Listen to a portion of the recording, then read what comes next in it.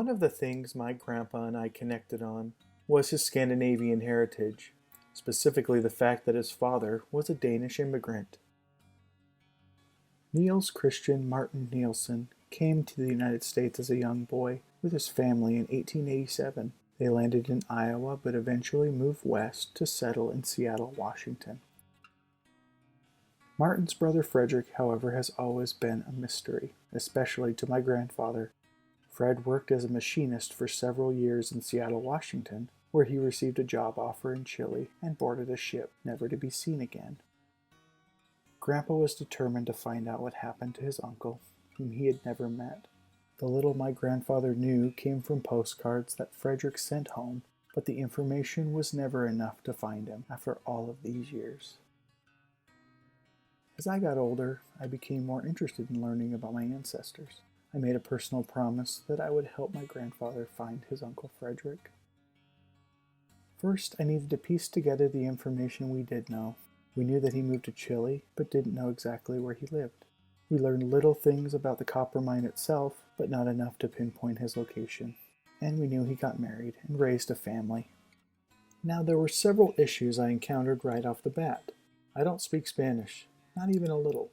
Getting access to Chilean records was also a challenge, and even if I had access, I couldn't read them. I kept hitting brick wall after brick wall, and I needed to take a break. In January of 2019, my grandfather passed away at the age of 91. 2 weeks following his passing, I put together a slideshow commemorating his life. Remembering my promise, this event rekindled my interest in Frederick and Chile. I decided to revisit the information that was collected over the years and saw something I had never seen before. On the back of one particular postcard that Frederick wrote home, a note was written in Spanish, along with a signature, Federico Nielsen. I was blown away. I had never thought to search the Spanish alternate name before. I decided to do another search.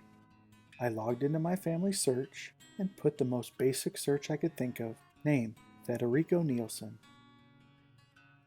Location, Chile. There was only one result, a Chile cemetery record in Santiago. This record had recently been indexed and searchable online. It opened the floodgates, leading me to ultimately find his marriage certificate and several of his children's birth records. But most importantly, it told me where he lived.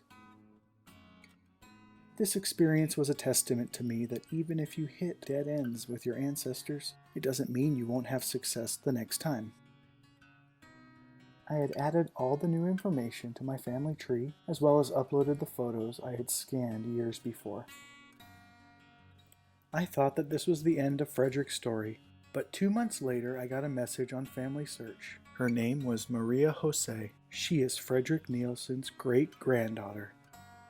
I am Maria Jose Ralil, the great-granddaughter of Frederick Nielsen. I live in Quilpué, Chile. I never knew his full name, so it was very difficult for me to find information about Frederick. I knew that he had come to Chile from the United States and that he had lived in Sewell and later in Santiago until he died from a heart attack. My grandmother Sylvia is 96 years old and is the youngest daughter of Frederick. She has very good health, but her mind has forgotten some things. I was able to give my grandmother a photo of her parents. She was really happy, and that photo made her remember many things. And now that photo is next to her bed. It was amazing. I knew where I came from, who my family was. It is one of the greatest blessings that I ever had, to find family. Don't give up on your ancestors. The information is out there. We just have to do our part. We are all connected and can help one another to build new relationships while connecting to our past. I'm so thankful for my heritage and for my newfound affection for Chile.